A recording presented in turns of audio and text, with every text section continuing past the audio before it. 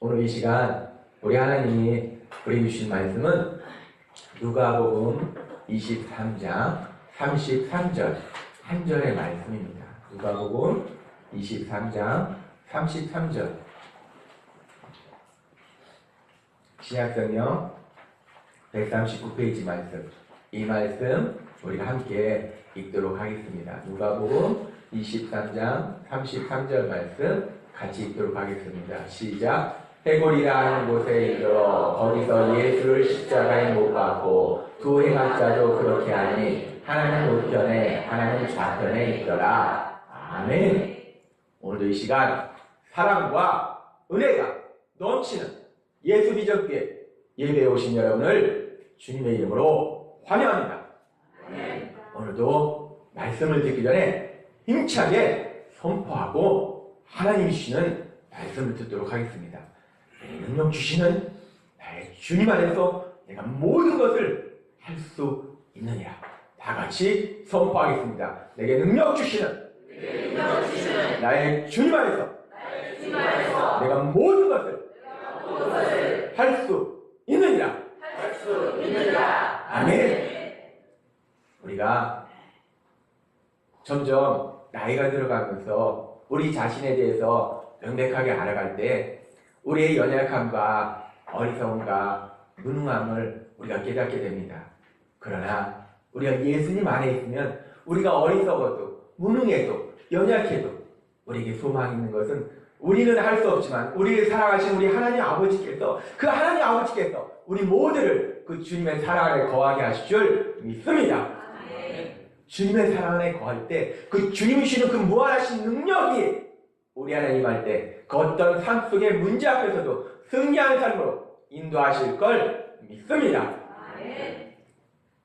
출애굽기 34장 6절은 하나님께서 이렇게 말씀하십니다. 여호와께서 그의 앞으로 지나시며 선포하시되 여호와로라 여호와로라 자비롭고 은혜롭고 노하기를 더디하고 인자와 진실이 많은 하나님이라. 아멘. 하나님에 대해서 말씀하실 때 하나님은 자비로우시고 은혜로우시고 또 노하기도 더디하시고 인자와 진실이 많다라고 말씀하십니다. 우리가 믿는 하나님은 사랑의 하나님이다 라고 성경은 말씀한다는 겁니다. 그런데 그 사랑의 하나님에 대해서 성경은 또 다른 말씀을 하십니다. 시편 9편 7절과 8절에 보면 이렇게 말씀하십니다. 여호와께서 영영이 아니시며 심판을 위하여 보좌를 예비하셨도다. 공의로 세계를 심판하시며 정직으로 만민에게 판단을 행하시도다. 이 사랑의 하나님이신 하나님은 또한 공의로 세상을 심판하신다 라고 말씀하신다는 겁니다. 우리가 믿는 하나님은 사랑의 하나님이시면서 또한 공의의 하나님이라고 성경은 분명하게 말씀합니다. 이 하나님의 공의가 무엇인가? 하나님의 공의는 그 죄에 대해서 반드시 그 대가를 치르도록 하시는 것, 그것이 하나님의 공의입니다. 근데 그 하나님의 공의가 어디까지 나아가는가? 에스겔서 18장 4절과 로마서 6장 23절을 말씀합니다. 모든 영혼이 다 내게 속한지라 아비의 영혼이 내게 속한 같이 아들의 영혼도 내게 속하였나니 범죄하는 그 영혼이 죽으리라. 로마서 6장 이렇게 말씀합니다. 죄의 값은 사망이다. 지금 이 하나님의 말씀은 무엇을 말씀하시냐면 하나님께는 분명하게 말씀하실 때 죄를 지은 자는 대가를 받는데 그 대가가 뭐냐? 죽음이다 라고 말씀하신다는 겁니다. 이 하나님의 공의는 죄 지은 자는 반드시 죽는다 하는 것이 하나님의 공의라는 겁니다. 그런데 이 죄 지은 자는 반드시 죽는다는 그 하나님의 공의에 대한 말씀을 우리가 듣는데 그럼에도 불구하고 우리는 별로 두려움이 없습니다. 아니 어떻게 보면 오히려 좋아합니다. 그래, 죄를 지었으면 반드시 대가를 받아야지. 그리고 또 우리가 세상을 보면서 화가 나는 일들이 있는데 죄 짓고 대가를 안 받고 그렇게 사는 사람들 보면 화가 납니다. 근데 하나님의 공의가 죄 지은 자는 반드시 그 대가를 지불하는데 죽음이다 라고 말씀하십니다. 이 말씀 보면 이제 죄를 짓고 요리조리 피해 다니는 사람들 이제 큰일 났습니다. 그 사람들 이제 앞으로 무서운 일이 앞으로 기다리고 있어요. 우리는 이 하나님의 공의라는 말씀이 전혀 두려움이 없고 오히려 어떻게 하면 시원하고 너무나 좋은 말씀입니다. 그래, 하나님은 공의 하나님이라, 야, 이제 공의가 이루어지는구나. 왜 그러냐면 우리는 우리 자신을 생각할 때 우리 자신은 법 없이도 살 사람이다 라고 생각합니다. 우리는 착한 사람이다 라고 생각해요. 근데 착한 게 그냥 착한 게 아닙니다. 우리는 정말 착한 사람이다 라고 우리는 생각합니다. 머리 갈 것 없이 저도 그랬습니다. 저도 예수님 믿기 전에 저는 착한 사람이다 라고 생각했습니다. 왜 그러냐면 여러분도 보시다시피 제가 착하게 생겼잖아요. 제가 학교 다닐 때 이 착하다 소리 참 많이 들었습니다. 그리고 또 이 착하다는 친구, 이 선행상도 제가 받았습니다. 그렇기 때문에 전 당연히 착한 사람이죠. 그렇기 때문에 이 죄 지은 자는 죽는다는 이 하나님의 말씀, 이 말씀이 전혀 두려울 이유가 없습니다. 그런데 문제는 하나님이 이상하게 말씀하십니다. 하나님의 말씀을요, 우리가 가만히 진지하게 심각하게 이렇게 묵상하면 정말 이상합니다. 이상한 말씀을 하세요. 이해할 수 없는 말씀을 하세요. 무슨 말씀을 하시냐? 로마서 3장 23절에 이렇게 말씀하십니다. 모든 사람이 죄를 범하였음에 하나님의 영광에 이르지 못하더니, 모든 사람이 죄를 범했다라고 말씀합니다. 에이, 무슨 소리를 하시는 건지.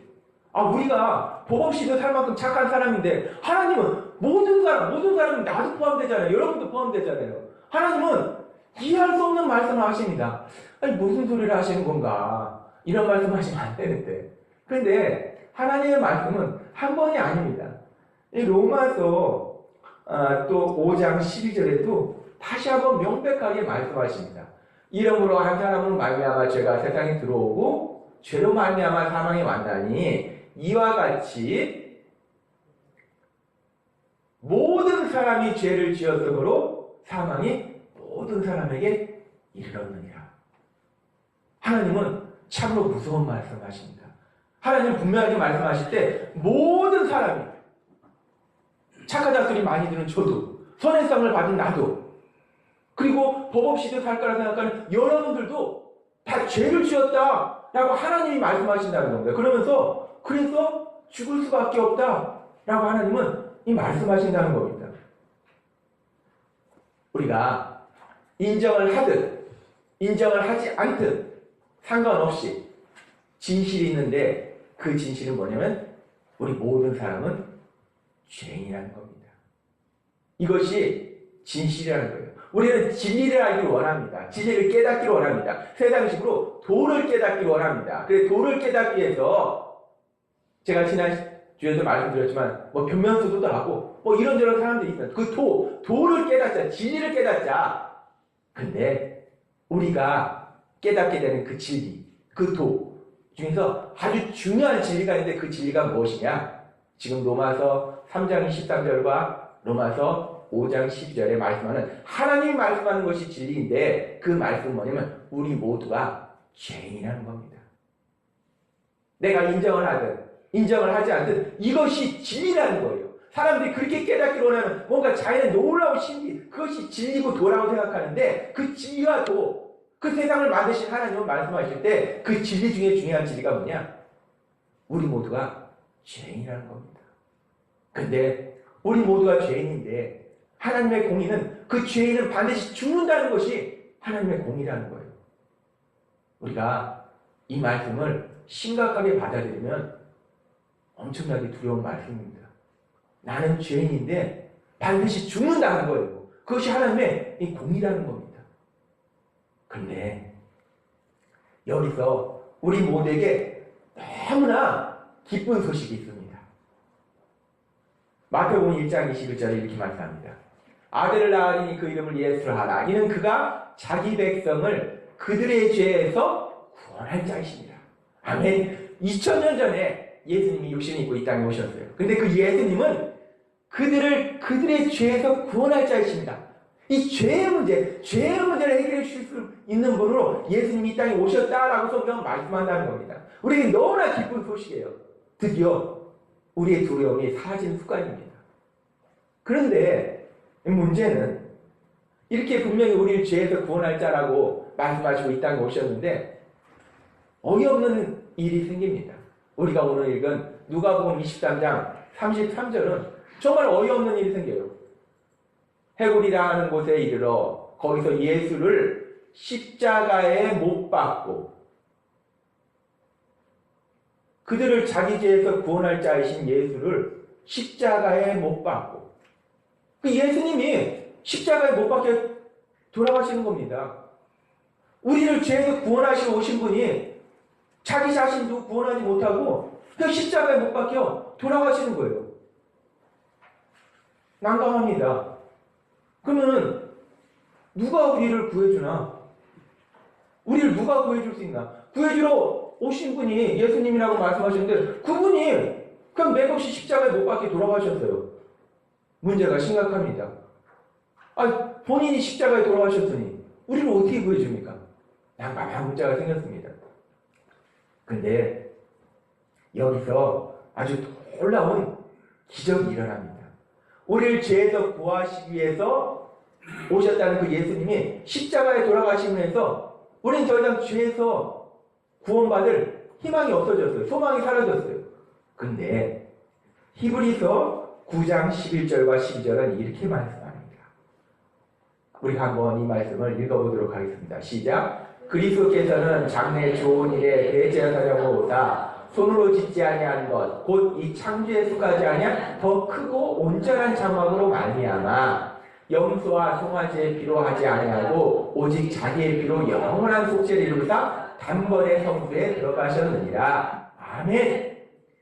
성경은 뭐라고 말씀하시냐면 오직 자기의 피로 영원한 속죄를 이루사 그 예수님의 십자가의 그 보혈 예수님의 죽으심을 통한 그 피를 통해서 그 생명을 통해서 속죄의 제사가 이루어졌다라고 말씀한다는 겁니다. 그리고 히브리서 9장 28절은 좀 더 명확하게 말씀하십니다. 이 말씀도 우리가 함께 읽도록 하겠습니다. 시작. 이와 같이 그리스도도 많은 사람의 죄를 담당하시려고 단번에 들으신 바 되셨고 구원에 이르기 위하여 죄와 상관없이 자기를 바라는 자들에게 두 번째 나타나시리라. 아멘. 우리를 구하러 오신 그 예수님이 십자가에 죽으셨어요. 그래서 우리가 죄에서 구원받는 소망이 없어졌어요. 그런데 성경은 놀라운 말씀을 하십니다. 우리를 죄에서 구하러 오신 그 예수님이 능력이 없어서 죽임을 당하신 것이 아니고 히브리서 9장 28절은 그 예수님의 죽으심에 대해서 명백하게 말씀하는데 모든 사람의 죄를 담당하시려고 많은 사람의 죄를 담당하시려고 단번에 되신 바 되셨고 그 예수님께서 죽으신 것이 능력이 없어서 죽으신 것이 아니라 많은 사람의 죄를 대신 지으시고 담당하시고 죽으셨다라고 성경은 말씀한다는 겁니다.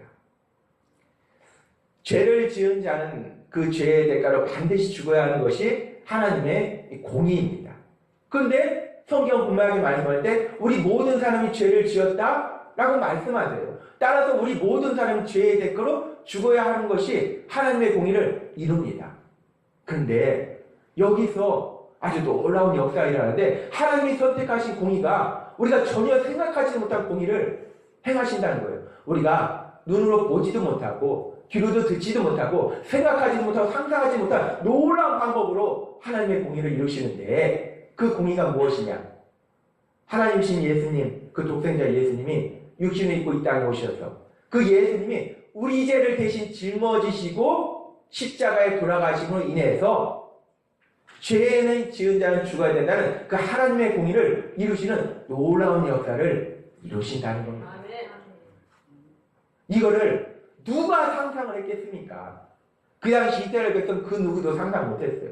전능하신 능력으로 우리를 구원하시리라 생각했지 본인이 죽으셔서 그 죽음을 통해서 그 생명을 통해서 죄의 대가를 대신 받으시는 그런 놀라운 역사를 그 누구도 생각하지 못했다는 겁니다. 그 놀라운 역사를 통해서 예수님께서 내 죄를 대신하셔서 바로 내 죄를 대신하셔서 십자가에 죽으심으로 해서 우리의 죄를 치르시고 이제 우리가 그 예수님이 내 죄를 대신하여 십자가에 돌아왔다는 그 사실을 믿으면 그 예수님을 나의 주님으로 고백하면 우리의 모든 죄가 사함받는 놀라운 기적을 체험하게 될 것을 믿습니다. 아멘. 기적이 홍해가 갈라지는 게 기적이고 오병이어가 기적이지만 그보다 더 놀라운 기적은 죄인 돼서 죽어야 될 내가 죽지 않고 영생을 누리는 것. 이 죄인인 내가 오히려 하나님의 자녀 놀라운 권세의 자리에 가는 것. 이것이야말로 놀라운 기적이 아닌가. 그 예수님이 내 죄를 대신해서 십자가에 돌아가심으로 내 죄가 사함받고 우리가 하나님의 자녀는 놀라운 복을 누리게 될 줄 믿습니다. 하나님이 오늘 이 십자가, 예수님께서 돌아가신 그 십자가를 통해서 우리에게 어떤 일이 벌어지는지 다시 한번 명백하게 말씀합니다. 세상 사람이 볼 때는 미련하고 어리석은 겁니다. 왜 죽어? 힘없이 그 능력으로 다 멸해버리지. 근데 그 죽음만이, 우리 죄를 대신한 그 죽음만이 하나님의 공의를 이룰 수 있고 그 하나님의 공의가 이루어짐과 동시에 우리가 그 예수님을 믿음으로 구원받는 그 십자가는 우리를 구원으로 인도하는 놀라운 역사를 이룬다는 겁니다. 이 십자가가 우리를 구원으로 인도하고 그러면서 그럼 이 십자가는 예수님의 십자가는 우리의 구원에만 필요한 것인가? 우리가 이제 구원받고 하루하루 살아갈 때에 십자가는 더 이상 의미가 없는 것인가? 우리가 구원받은 후에 살아가면서 그 예수님의 십자가를 기억할 때 우리가 교회마다 지금도 우리도 여기에 십자가를 이렇게 세워놨는데 저 십자가를 바라볼 때 십자가를 기억할 때 우리 삶 속에 어떤 역사가 일어날까? 우리가 세상을 살면서 받는 여러 가지 고통이 있습니다. 뭐 질병으로 인해서, 물질로 인해서, 인간관계로 인해서 여러 가지 우리가 살다 보면 고통이 있는데 그 고통 중에 아마 가장 큰 고통은 이 사랑하는 사람이 죽음으로 떠나는 고통입니다. 근데 특별히 사랑하는 사람이 이 고통 속에서 죽어가는 것을 보는 것은 더 큰 고통입니다.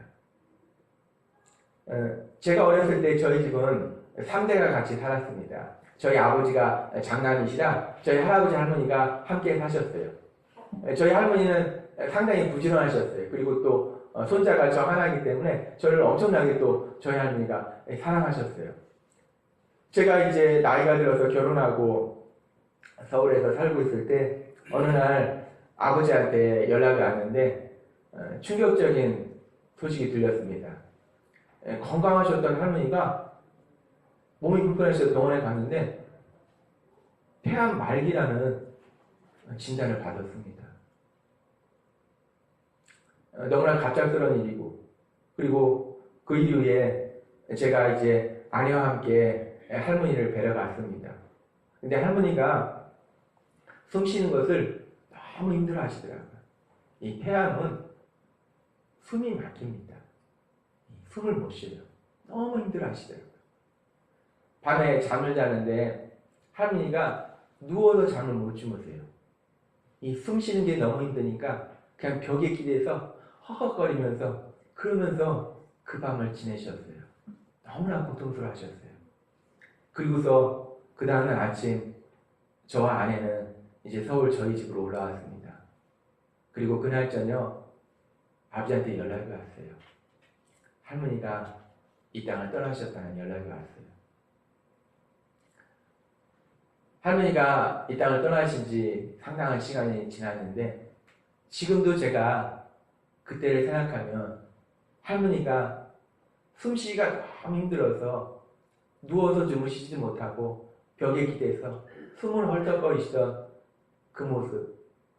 그러다가 그렇게 숨이 차다 어느 순간 이 땅을 떠나신 거예요. 그 모습을 생각하면 너무나 마음이 아프고 고통스럽습니다. 사랑하는 사람이 이 고통 속에서 죽어가는 모습을 보는 것은 우리에게 너무나 큰 고통입니다. 근데 이 사랑하는 사람이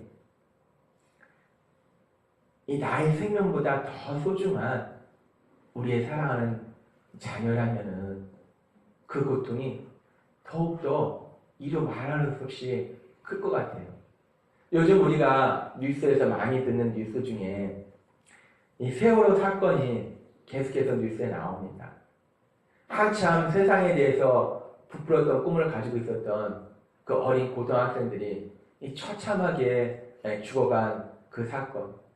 몇 년의 시간이 지났는데 지금도 여전히 그 사건이 마무리되지 아니하고 계속해서 뉴스에 나옵니다. 근데 그 사건을 바라보면서 여러 가지 상황들 속에서 때로는 어떤 분들은 그 부모님들이 좀 지나치지 않느냐라고 비난하는 분들도 사실 있습니다. 근데 우리가 사실 이성적으로, 명확하게 이성적으로만 생각했을 때는 어떻게 보면은 글쎄 좀 지나치지 않을까라고 생각할 수도 있을 것도 같아요.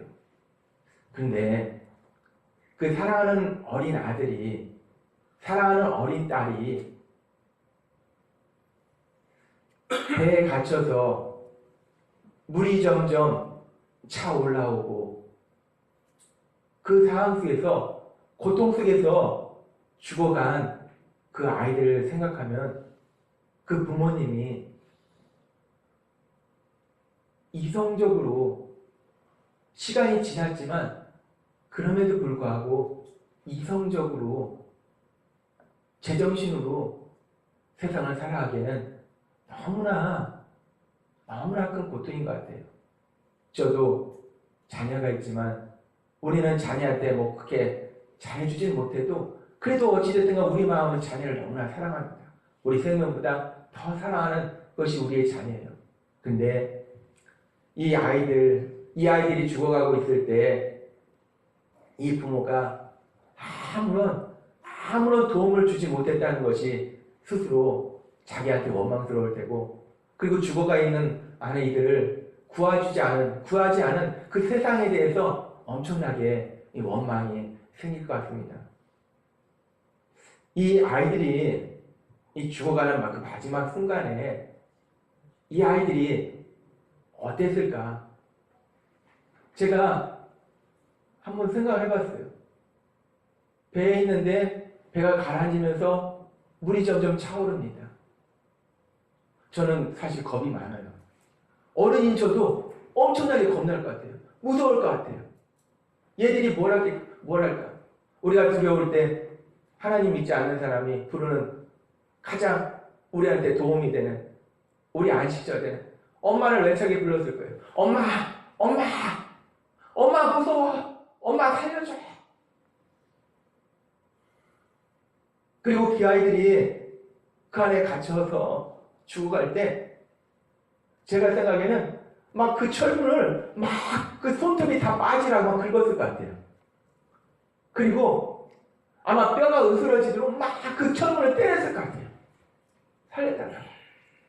살려달라고. 그 아이들이 그랬을 것 같아요.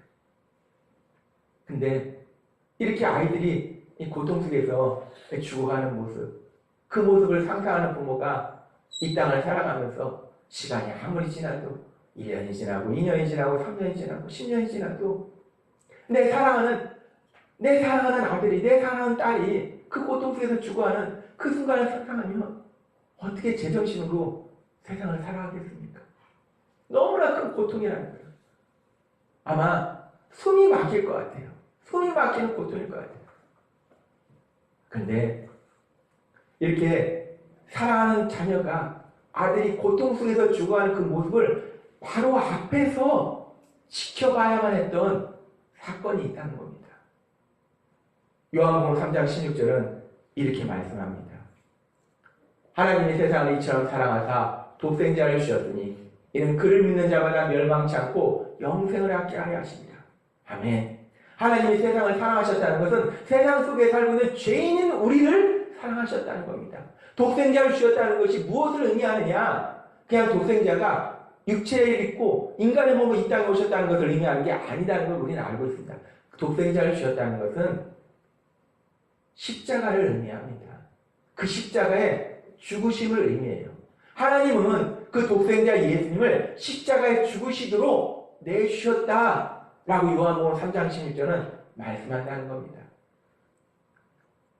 예수님은 하나님이시지만 우리와 똑같은 인간으로 오셨어요. 그렇기 때문에 우리가 겪는 모든 고통을 똑같이 겪으셨습니다. 예수님께서 채찍에 맞으실 때 그 살점이 떨어져 나가면서 거기에 수없는 피가 흘러내리면서 그 엄청난 고통을 예수님은 겪으셨어요. 그 엄청난 크기의 가시가 머리를 짓 누를 때 그 고통을 예수님은 겪으셨어요. 그리고 예수님은 십자가 위에 박히실 때 그 손과 그 두 발에 엄청난 크기의 대못으로 꽝꽝꽝 하고 박히신 그 고통을 예수님은 받으셨습니다. 그리고 예수님의 고통 속에서 십자가에 돌아가실 때 그 고통이 너무나 커서 그 육체의 고통도 크지만 하나님으로부터 받는 그 저주의 고통이 너무나 커서 예수님은 이렇게 절규하십니다. 마태복음 27장 46절은 이렇게 예수님께서 절규하신 장면이 나와요. 엘리 엘리 라마 사박다니 나의 하나님 나의 하나님 어찌하여 나를 버리시나이까. 예수님은 너무나 고통스러워서 인간으로서 느끼는 그 고통과 하나님의 저주를 받는 그 고통이 너무나 커서 그 예수님이 하나님이신 예수님이 엘리 엘리 라마 사박다니 나의 하나님 나의 하나님 어찌하여 나를 버리시나이까. 예수님은 그 십자가에서 절규하신다는 겁니다. 그런데 이 순간 우리 하나님 아버지는 무엇을 하고 계셨을까? 우리 하나님 아버지는 독생자 예수님이 십자가에서 절규하시면서 고통 속에서 돌아가신 그 장면을 지켜보고 계셨다는 겁니다. 그 사랑하는 아들이 고통하면서 절규하면서 죽어가는 그 장면을 바로 앞에서 하나님은 지켜보고 계셨다는 거예요. 천둥 번개를 내려서 말씀으로 그 모든 사람을 멸하실 수도 있지만 그 길만이 하나님의 공의를 이루시고 우리 죄를 사할 수 있는 유일한 길이기 때문에 하나님은 그 독생자 예수님이 그 십자가에서 엄청난 고통 속에서 죽어가는 그 모습을 지켜보고 계셨다는 겁니다. 우리가 자녀를 기르면서 자녀가 조금만 아파도 엄청나게 마음이 아픕니다. 우리가 애들 기르다가 애들이 감기에 걸리면 막 얼굴에다 우리 얼굴 비빕니다. 그리고 나한테 감기가 오고 얘는 나가라 막 그럽니다. 왜? 감기만 걸려도 우리는 너무나 마음이 아픈 거예요. 근데 우리 하나님 아버지 독생자 예수님이 십자가에서 절규하면서 그 고통 속에 돌아가신 그 모습을 지켜보시는 그 하나님 아버지 얼마나 고통스러우셨을까? 성경은 이렇게 말씀합니다. 누가복음 23장 44절에 이런 말씀이 있습니다. 누가복음 23장 44절에 때가 제60년 되어 해가 빛을 잃고 온 땅에 어둠이 임하여 제9시까지 계속하며 예수님께서 십자가에 돌아가신 그 시간에 해가 빛을 잃고 온 땅에 어둠이 임하였다라고 성경은 말씀합니다. 왜 예수님께서 고통 속에 돌아가신 그 시간에 해가 빛을 잃었을까? 온 땅에서 빛이 사라졌을까? 어둠이 임했을까? 창세기 1장 3절과 4절이 이렇게 말씀합니다. 하나님이 이르시되 빛이 있으라 하시니 빛이 있었고 그 빛이 하나님이 보시기에 좋았더라. 하나님은 세상을 만드실 때 제일 처음에 빛을 만드셨어요. 그리고 빛이 좋았더라라고 말씀하셨어요. 하나님이 만드신 그 세상이 너무나 좋았던 겁니다. 그런데 하나님이 만드신 그 세상 속에서 우리 인간이 죄를 짓고 그 죄를 통해서 죄를 해결해 주시기 위해서 독생자 예수님이 십자가에 돌아가신 그때에 그 빛이 세상에서 사라집니다. 빛이 없어져요. 왜 그러셨을까? 왜 그러셨을까? 해가 빛을 잃는다는 것이 무엇을 의미하는 건가? 제가 이 말씀을 묵상했어요. 왜 그러셨을까? 당연히 죽으신 장면을 못 보도록 하신 건가? 왜 그러셨을까? 제가 이 말씀을 묵상할 때에 하나님 아버지께서 저에게 깨닫게 하신 이 단어가 있습니다. 그 단어가 뭐냐면 고통입니다. 이루 말할 수 없는 고통. 하나님께서는 세상을 만드셨어요. 그리고 만드신 세상이 너무나 좋으셨어요. 그리고 처음에 빛을 만드셨어요. 근데 그 독생자 예수님이 이 땅에서 그 고통 속에서 죽어가신 그 시간에 그 아들이 죽는 그 시간에 그 모든 것이 의미를 잃은 겁니다. 하나님이 창조하신 그 모든 창조의 모든 세계가 의미를 잃은 거예요. 아무 의미가 없는 겁니다. 우리가 세상을 살다가 슬픈 일을 만나면 삶에 아무런 의미가 없습니다. 세상이 잿빛 세상으로 변합니다. 아무리 노란색, 파란색이 있어도 노란색, 파란색이 보이는 게 아니라 그냥 흰 회색밖에 없어요.